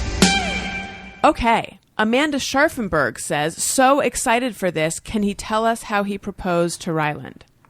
Oh, yeah. So, okay. I had a lot of ideas that didn't work out that he doesn't even know about, but I like had all these huge things planned. First we were going to go I planned a thing to Vegas, and then Britney Spears is performing. So I was going to like try to figure something out with that. And then she canceled all her shows like 2 days later. Then I had this thing where I was going to get this celebrity that we both love. And I was going to have her in my house. It's hard to explain, but it was a thing. It didn't happen. She just didn't write back. Or, I don't know. She's busy. Then I knew I wanted to do it on the anniversary. And then I started thinking about his family and how much I wanted them to be there. Because they really, I know this sounds cheesy, but me and him being together really kind of bond his family in a bigger way. Oh, that's great. Yeah, like his sister, before me and him started dating, his sister was kind of on an island by herself. Literally, she was in Hawaii. Wow. And it wasn't that close to her dad. And then the dad was like, everything was a little disjointed or whatever. And I don't know why, but something about, and Ryland was very different, very like, you know, serious and like blah, blah, blah, blah, blah. Mm-hmm. And me and him coming together, him being more emotional, more loving, more whatever, wanting to be. And then when he'd be with his family, they'd see that. And then this, you know, his sister kind of started being a YouTuber, and I was like inspiring her. She's so funny, naturally funny. And I was like, you should just post something. And then all of that kind of molded together. And then she moved in with us and moved out to LA and like all these things. So I was like, I kind of, it would be weird not to have the family there. Mm-hmm. So yeah, we went to a restaurant that was on the beach because I knew I wanted it to be on a beach. And then we were just like going to take a picture, and then everything went wrong leading up to it. We missed the sunset. Our Uber was late. The beach area didn't have a light on. It was nighttime, but there was randomly a cliffside next to the restaurant that was all lit up, that had waves crashing and a little bench. It was crazy. It was like, I don't know. It was like a nice gift from the universe after, you know, all the cat drama. And I just did it. And I didn't even think, I was so nervous and excited and whatever that I guess I did it wrong. I got on both knees, Oh, yeah. which maybe my pants were too tight. I probably wouldn't have been able to do one knee, but Can you imagine getting down on one knee and your pants splitting? yes. You're like, as a matter Literally, of fact, I it can. would have happened. So I'm on both knees. He's freezing. So before I did that, he was like, doing his whole like, oh, I'm freezing thing. And I'm like, don't you fucking ruin this with your cold. Like, don't fucking ruin this. I'm like, do you want my jacket? And he's like, no, let's just go inside. It's freezing. Oh, he's already in a mood. But yeah, I got down on both knees. And then it was just like, I don't really remember it. His sister filmed it. Like, we weren't going to post it or anything. She just wanted to film it. So she has like the clip of it. I still haven't watched it. So did they all know? Yeah. Oh, so that's right. So I told his mom and dad and grandma that day because I knew I had to wait because I knew they'd be like, they'd maybe spill the beans. So I told them that day, which was really cute. And we were all crying and stuff. And then his sister knew for a long time. The funny thing is I sent her a picture of a ring back in September and like, what do you think about this one? I'm looking at rings, whatever. And she was, freaking out or whatever. But then I didn't get the ring. And then I didn't end up, obviously explaining the proposal stuff. She didn't know I was going to do it now. So she goes, when I actually did propose, she was like, oh my God, I thought maybe you just changed your mind. Because like you asked me what I thought of the ring and they just never talked about it again. And it's been 6 months. It's like, oh. Yeah, so it's funny. But yeah, it was awesome. And like simple, which was not my plan. It just ended up going that way, which I think is better. And how was it determined that you would propose as opposed to him proposing? Just, he like the amount of wedding dresses he's tried on, the amount of like, just the role he kind of takes in the relationship has always been the housewife, which is, I don't know, maybe sexist. I don't fucking know what's offensive anymore, really. But he's like kind of the woman, right? So I always treat him very much like that. I'm always like planning the dates and planning things and doing stuff like that. So I think it was always just a known thing. Yeah. And what are I saw the picture of his ring, but you have a ring as well? I have them right here. It was hard because there is like this thing, not to like drag ring companies that are all listening. I like some ring places or jewelry places were weird about when they would find out it was a guy. Oh, and I was interesting. looking at girl rings and they'd be like, that's not how it works. I'm like, it's just a fucking ring. And he like wears like diamond Gucci slides because he likes like sparkly things. Why wouldn't he want a sparkly ring? But I ended up settling on something a little more like basic. And then I got one that was kind of for me. And then when I put it on, I think everybody at the table was like, oh. Because I was like, well, I should have like a little sparkly something. So here's mine. And I think he loves his. Mine, I think I want to get like either a tattoo or something like gold or something like chill, or like a brass thing. I don't fucking know. They have a lot of alternatives for men that are not sparkly or not fancy. This is the one I got for myself, which is like just a plain thing, but then like there's like the 3 little thingies. Oh in yeah, it. I like that. See, I don't think so. Oh wait, that's the one that everyone at the table was like, I don't know. Yeah. Because it doesn't feel like me at all. I just got the simplest one I could find that still had a little something on it. Right. And then I realized like, oh no, this is just going to get ranch on it anyways. And I just don't like, and it's like silver. And now I feel like Mr. T. I don't even know a reference to say. I just feel weird. Can I take a picture of it? I won't post it. Oh yeah. No, put it on your finger. Oh, okay. How do I put? Oh no. Thank you. I won't post it until afterwards when we have a discussion where I say, can I possibly put this on Patreon? But you don't have to let me. Oh my God. Yeah. I can? Wait, I don't care. Yeah, do it. Thank you. Wait, can I post better than... I think I was doing it like you were the FBI and I was just like, this is where it happened. Okay. I should be holding my root beer. Yeah. Okay. Maybe... Oh, that's good. This is a classic Shane Dawson face. Scared Okay, of what's I think it's good. about to trend. My fingers are too fat for a ring. I just need to get a tattoo. I stopped wearing my wedding ring at the end of my pregnancy, which is like, and now that I'm a month out, I still haven't. I put it on when I'm going out, but the fact that it's no longer loose like it used to be just drives me nuts. And then I'm like, it's making me too crazy. So wait, what's the other? You have his ring too. Yeah, this is his that we have to get the resizing on. Oh wow, I haven't actually seen it in like daylight like this. Oh, it's cute. Yeah, this one's really pretty. That's definitely not. And so me. is that a tradition? Like, is that in their lady ring section or their men ring this section? one? I don't know. I think this was like I think it was like just the gay guy section. I think there is like at Tiffany's was where they were just like, oh no, we get it. Right. The other places is where it was like, you know, some guy with glasses being like, wait a minute, what? I'm like, okay. And they kept saying like, so like, oh, she's going to be so excited. I'm like, I already told you. Yeah. We've already done this. Mm-hmm. Well, Tiffany's are they like only use really, really good diamonds, I think. And they also sell ping pong paddles, which she kept trying to upsell me on. And I don't have a table. It doesn't make any sense. Yeah. I didn't know they sell ping pong paddles. Oh, they have a whole section of like cat bowls and like itchy blankets and ping pong paddles. And I know they have yo-yos. Whoa. Oh, they did a long time ago. Okay. Maybe they Haven't don't seen anymore. those. Not sure why she didn't recommend. But yeah. Okay, Jones McCain says, oh my God, my fave, ask him if he has any plans of doing a podcast of his own again. No. My nightmare. No, my God, no. I have nightmares about it just because that's where everything always ends up getting me in trouble. Never again. But I do feel like I kind of am doing it on my channel now just by interviewing people in a different way. Are there any exclusives or sneak peeks he can share about the upcoming Jeffree Star series? Yeah, things have happened. Every time I get around him or we do something, things keep happening that we didn't expect, and it is crazy. In a good way for drama, in a bad way for our lives. Something specifically is happening right now that he's not going to talk about publicly for a lot of reasons, but it will be in the series, and it's like actually insane and crazy, and like it's insane. It's like crazy. So yeah, sorry. That was vague. So that's the sneak peek that something insane and crazy happens? Something insane, crazy, somebody for sure is going to jail. Somebody for sure, there's like, oh yeah. It's going to be very, very interesting to see I don't even know how it's going to end. We'll see.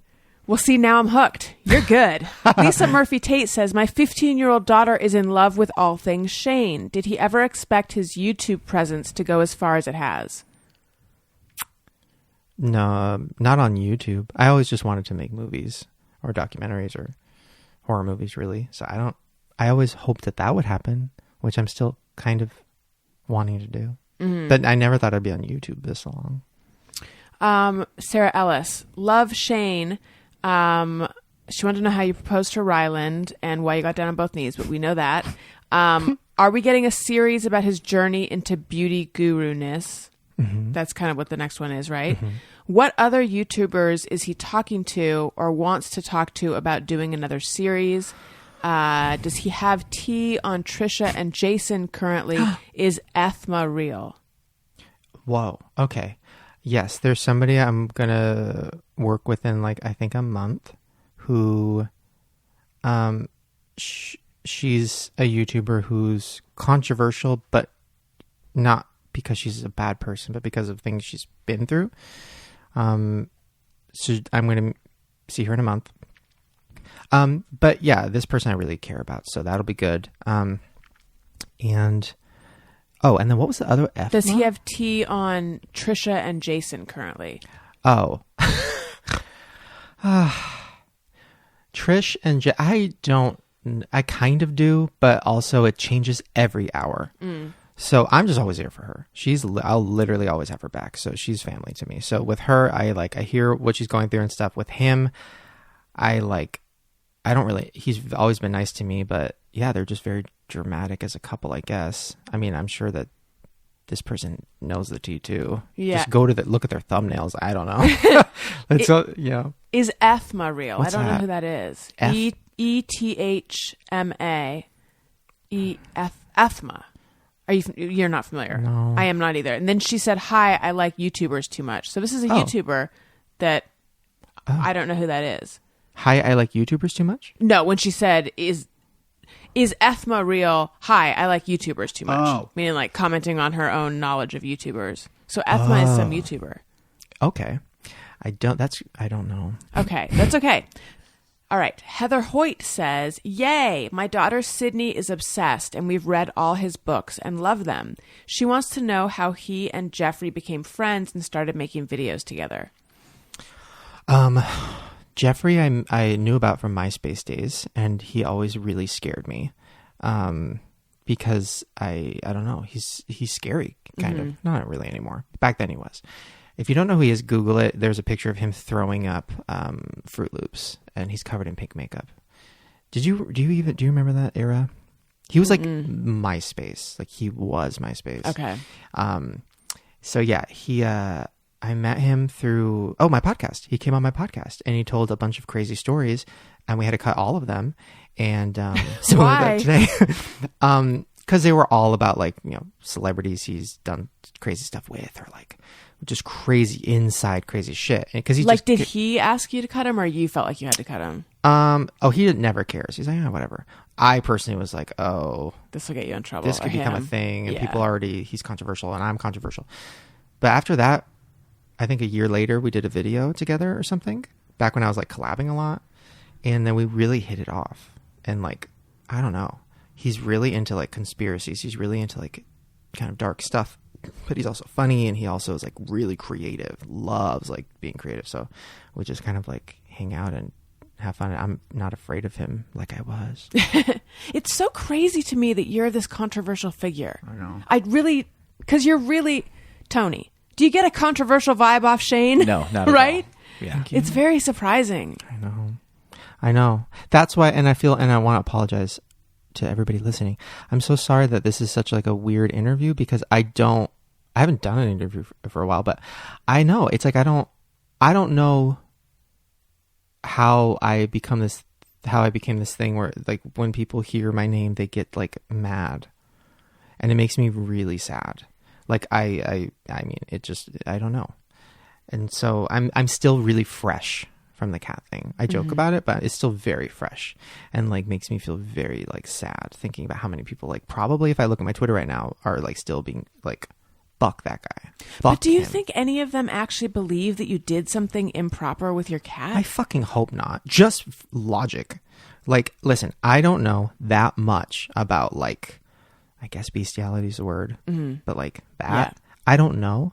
I know Two Guys One Horse, because that was a viral video. I feel like we even watched it on this podcast once. Really? No, I don't think so, because I've seen the Vern Troyer sex tape. Okay. I didn't choose. It was being played in a room that I was in, and I was like, this is too much for me. So, not that they're the same at all, but I tend to Quite opposite, actually. I tend to shy away from that. So I would have turned away if Two Guys, One Horse. Is that what you said? It's like I would have turned away from that. They hold him up, and then the horse, and then that. Yeah, it's insane, right? There's a documentary about it that's really dark. It's called Mr. Hands, I think. It's about a whole community of people that do that. They all like die off one by one because of internal injuries. Yeah. So I'm not doing that. But I think it's like I don't know. To me, I think the reason it became like a running joke in like 2014, 15 was I was out of jokes. I think I had made the cat fucking jokes or dog fucking jokes and all this stuff my whole YouTube life, because I had this thing with my animals all the time. Like, they hate me. Oh, it's fine because I fuck them. Like all that stuff. I don't know why. But I haven't listened to the episode in question, so I don't know the story. I only know the tweets. But was it that you said that you came on your cat? So the story was that I laid my cat down.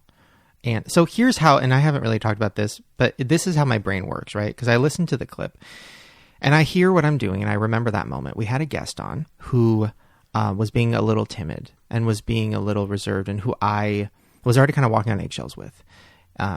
It was the guy from Mean Girls. He played like the gay guy from Mean Girls. And I was like in this weird place because I didn't want to keep bringing up Mean Girls. So it was like kind of a weird interview anyways, and I didn't know what to really talk about. And he made a joke about like cuddling too much with his dog because it's like, oh, I'm dating my dog or something like that.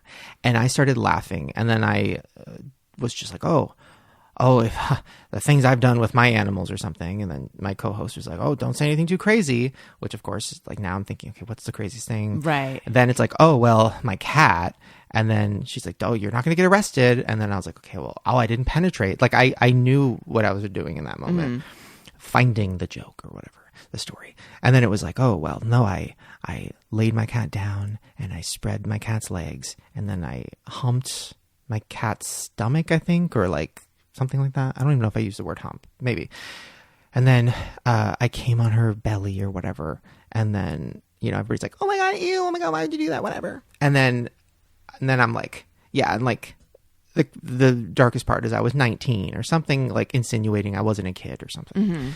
And then everybody laughed or whatever, and then we moved on. So I didn't say just kidding because that would ruin the story. Right. But also like the logistics of it are crazy when you really think, and I didn't want to put that in my tweet. Because like that's just crazy. Because then it shows that you thought about it. But like how you like if anybody has a cat, first of all, you're terrified to have a genital or a boob or anything near an animal with claws or that has a temper. So there's that. But also just like that's so I don't know what I would get out of that. Mm-hmm. Like I fucked many a couch. I fucked many weird things in my house. But like a cat doesn't make sense to me. Why would I do that? Mm-hmm. Why would I want something looking at me that doesn't want that's so self-conscious? I would be just as self-conscious with my cat as I would with a person. Like I'm like, and at that, like, you know what I'm saying? That does. And then I think in that same podcast or in a different one, I made a joke about like, not a joke. I told a story about fucking a toaster. Not real. Mm-hmm. Just like things like that became like my thing. Like, well, what's the craziest thing I can say that I've done with a thing? For some reason, I just put my animals in this category of like, oh, it's so funny because like, clearly it's not. Clearly it's so crazy, but no. So yeah, people were like, oh well, yeah, well he said he did it, and I'm like, yeah, I did say I did it. I'm an idiot. Mm-hmm. I didn't do it because it's crazy. But now I'm like, people think that's the thing. I'm like, do people think I'm fucking animals? Like, is that real? Because then there's a clip of me like pretending to like, it sounds so gross, pretending to eat my dog's pussy. Like I hold my dog up and I'm like, oh, blah, blah, and I put my head near her crotch and I go like, blah, blah, blah, blah. I clearly didn't make contact. Yeah. And if I did make contact, it was probably like my nose on her stomach or something. Mm-hmm. Like in what world would I publicly on camera lick a dog's genital? Like that's even fucking crazier. Mm-hmm. These are all public things. It's not like there's a video of me fucking a dog. Right. Because these are all in videos. That's the thing that's confusing. So no, I'm not an animal fucker. That's why I'm wondering, like, does anyone really believe it, or is it just a bandwagon thing? PewDiePie actually said it really in an interesting way that I didn't think about. He was like, you know, he made a video about it, and he goes, if anybody's been watching Shane for a long time, like, you know that he's been through a lot of, like, sexual secrets and, like, not knowing who he was or whatever. Like, I always took it as Shane was being overly sexual all the time in jokes and videos and stuff to hide behind that because the truth is something he didn't really want to talk about. The, you know, bisexual, all that stuff. And yeah, I think that literally is it because it's so disconnected. I didn't come on my cat. Just side notes. Everybody knows. Never did. Cassie Moore. Hi, Allison. Hi, Shane. I love you both. Shane, congratulations on your engagement. I'm so happy for you and Ryland. I'm okay. And then she congratulates me and Daniel on the arrival of our new baby. And Shane, do you have a title for the new series yet? No, because I don't know where it's going or like what's going to happen because we're filming it for the next like a while. Right. So who knows? Okay. What bad stuff could happen? More controversy. Alyssa Van Dyke says, if we're sitting here a year from now celebrating what a great year it's been for you, what are we celebrating?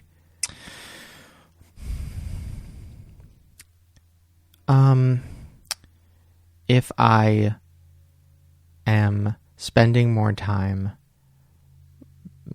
not working and focusing on Twitter, like I want to be more present. So if I'm tweeting less, that's good. Like I want to like not let Twitter and people's judgments and whatever like ruin nights with, you know, Ryland or ruin when I'm out with friends. So that's a success for me. Cause like even right now I'm thinking like, oh God, like I'm so afraid to get in my Uber and look at Twitter and I wonder if people are mad at me right now. It's like, I don't want to do that anymore. Do you look at Twitter a lot? 100% all day. Cause I'm just on like panic mode all day, every day, which is so stupid because there's nothing I can do. It's like death. It's like, it's just going to happen when it happens. A Twitter drama with me is just going to happen because it's all public information that's out there that they can go through all my old videos and see all the crazy shit. So it's like, I don't know. I don't need, it's not like I'm worried about like a real dark scandal coming out because I've never done anything. So it's just like, Right. oh God, I hope they don't see that sketch that is still up that has 10 million views on it. So they've seen it, but like hopefully they don't remember it or something. Right. I don't fucking know. Right. Ugh. Jennifer would like to know, what game show would he want to be on, past or present? Ooh. Oh. Big Brother, but I'll never do it because there's too many angles, but I love Big Brother. But I would get destroyed. People would be so fucking mean to me and I would believe everything. And that would end very badly, but it would be fun. Jennifer also would like to know, will he be doing Allison's makeup for events? I would like to know as well. Ooh, that is weird because I have been looking at your makeup. Oh, I have not very minimal, much yeah, it's today. natural. Yeah. Because now that I know about makeup, I see everything when it comes to makeup, which is a nice distraction from looking at people's bodies to compare to my own. Now I'm looking at people's makeup. Yeah. So it's a step up. But yeah, makeup is really fun. It's really interesting. Do you like have fun with it? Or is it more like I have to do this because I might have to?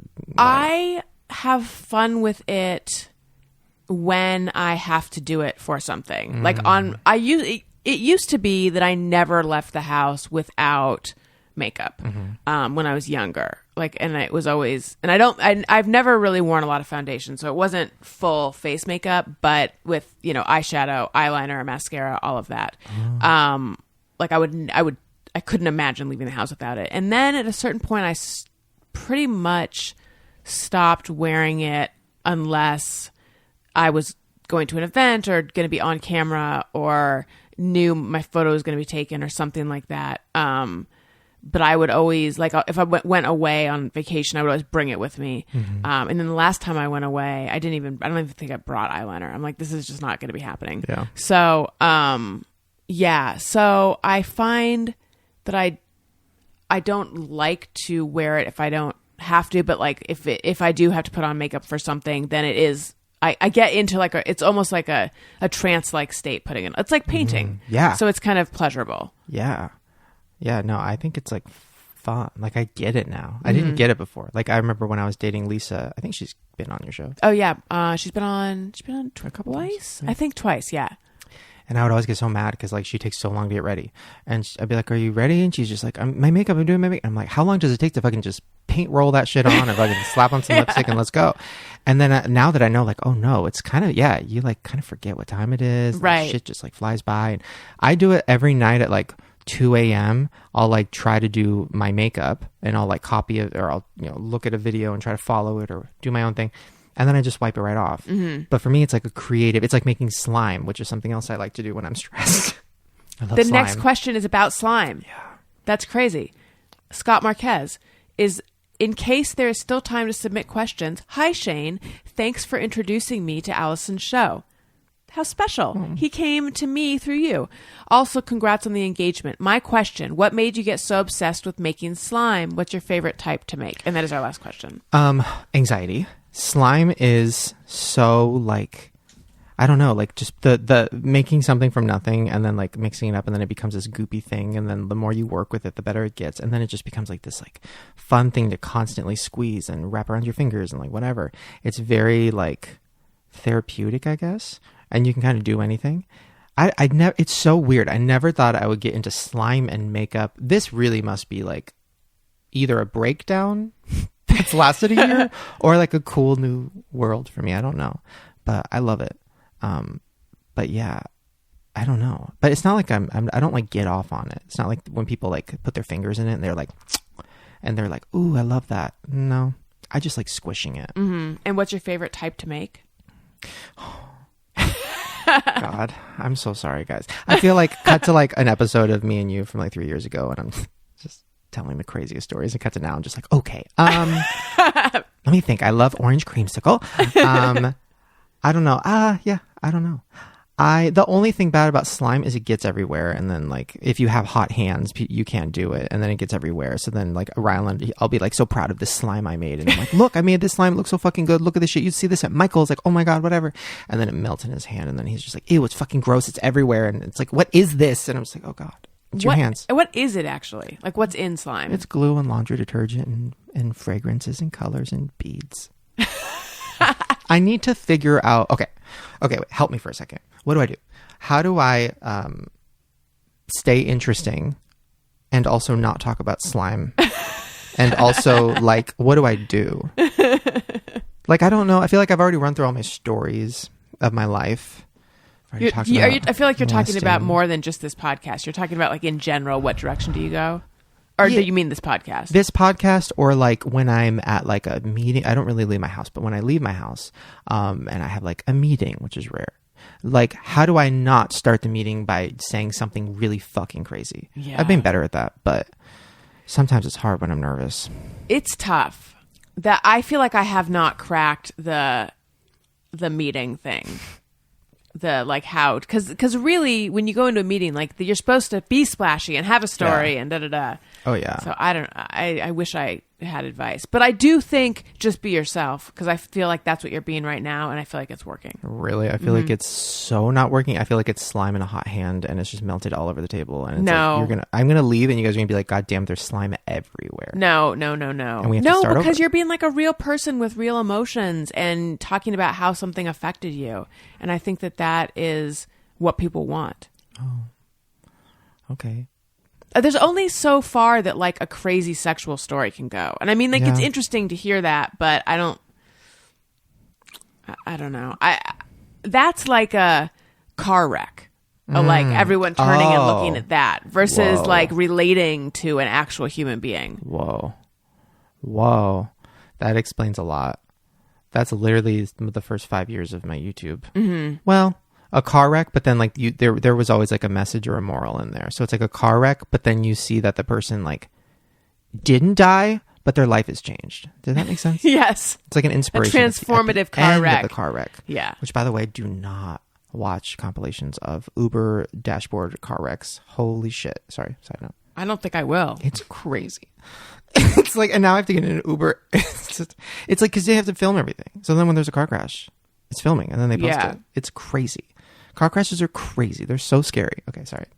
We were just on my panel show talking about dashboard cams. Yeah. And like a couple people have like sort of want to get them just in case they get in an accident and someone denies something or whatever. I mean, I guess it's smart. Oh, I'm talking about when it's flipped toward us. Like when the fucking camera is at the family on their way to Michigan for a fucking camping trip, and they're happy. And they're so it's like a chill. GoPro kind and then of thing. It's like, and then it's just like, oh my God, it's awful. I haven't seen any really dark ones because I only watch ones on YouTube. I don't leave YouTube for that. Anyways. Oh God, I didn't even think about the fact that of course there's places to go for much worse stuff. Oh yeah, and I've been there and I go there, but not for car crashes, and I don't really go there anymore. But I used to be really into morbid, scary stuff, but car crashes, no, that's too scary. Oh, someone wanted to know. Now, I'm sorry, Patreon person who wanted. Let me see if I can find real fast. One of the question askers wanted to know. Oh, it was Cassie Moore. Are you interested in seeing Jordan Peele's new movie, Us? Oh yeah, yeah. I mean, it's really like, he's really cool. I think because he did the comedy thing and then he went right into horror, and now he's doing that, which has always been my dream too. And his stuff is very like, there's always like all these cool, weird undertones. Like, I haven't seen the new one yet, but even just the poster and everything is looking very like, not to bring in that word, but very sociopath to me. Like he literally, the poster of The Mask and everything is the same picture of a book about sociopaths that I read when I was doing the series. Oh, interesting. And I was like, oh my God, that's from the book. Yes, I will never see it, just as I have not seen Get Out, because I can't handle horror. Oh, but Get I'm Out's not a curious horror about movie, it. really. That's what they say. But I read the synopsis on Wikipedia, and that freaked me out. But then I read the synopsis of Us, his new movie last night. That's a horror movie. Yeah, on Wikipedia. It didn't freak me out that much. But I was like, oh, I wonder what this is really about. Because I know it is. I know you could write a whole essay, a whole college essay on it. Oh, yeah. I don't know. I have only seen like the teaser trailer. I didn't want to watch too much of it. But that, from what I've read in reviews and stuff, is a horror movie, like really scary and really bloody and like crazy. And you didn't find Get Out Get to Out's be... not, it's not, it's like there's like horror elements, but no, it's like more of a social satire. Yeah, I would agree with that. But it's not psychologically disturbing? If you're like me, now I have an image in my head of the main guy, he was like falling down a black hole inside of himself. Just that alone is me every time I go on Twitter. So I relate to. But I feel like I'm rare in that. Actually, you'd probably relate to that too. Maybe Yeah. don't do it. Okay. Shane, it was so nice having you on the show. I know that you were spiraling, and I know that you're going to be worried now. But Oh, the whole don't be. time. Don't be. This was such a good episode. I'm so happy for you. I'm sorry you're dealing with this bullshit. I know you are a good person. Everyone listening, I think, probably believes you are. You can feel that you're a good person. Congratulations on your engagement. Thank you. And I love you. I love you. And listeners, I'm on Twitter and Instagram. We just bashed Twitter for so long, but you can find me on Twitter at Allison Rosen. My website, AllisonRosen.com. I have another podcast with Greg Fitzsimmons. It's called Childish, and check that out at childishpod.com or wherever you find podcasts. Shane. And also I'm on Patreon, patreon.com/Allison Rosen. I mentioned that earlier. Where should people go to find whatever you want them to find? Just youtube.com/Shane, I think. Yeah. Excellent. Oh, and your books. I'll link to those in the episode summary. Oh, yeah. Oh, I'm afraid to go through those. I mean, they had a legal team go through those before they came out, so I'm sure they're fine. It's fine. It gets worse, and I hate myself. Yeah, not yet. Controversial titles. Okay, great. And Tony, where do we find you? At Tony Thaxton on Twitter and Instagram, TonyThaxton.com. Excellent. Listeners, thank you for listening. I love you. Goodbye. Hey, do you know about the Allison Rosen Show? We had a good time